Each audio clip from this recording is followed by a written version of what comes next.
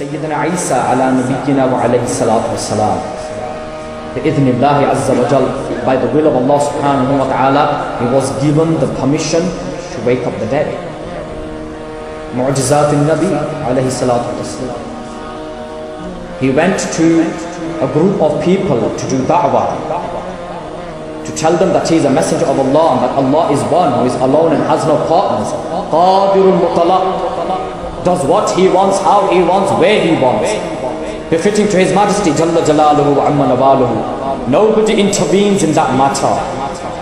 When he gave his prophet Isa alayhi salam permission to do something that the mind cannot logically understand, what does this mean? It means that the glory and the power of Allah is expressed in this world through the people of Allah.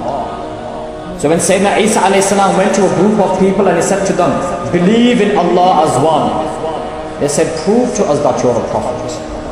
And he said, what should I do? They said, bring a dead person to life. And he said, choose someone.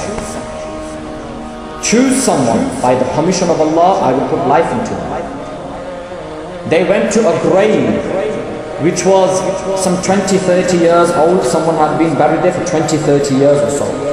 He went towards the grave and they said, no, stop. Go to an older grave. Go to an older grave. He said, find the older grave. Then they found a grave that was in its hundreds, 200-300-year-old grave. Also in Al-Qurani Qabr.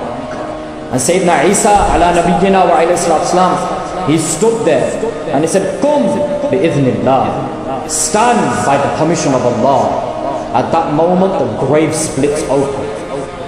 An old man comes crawling out, to the extent where his beard wasn't only white but it was frail and his bones were frail and he was drained of life, literally, just woken up from the dead.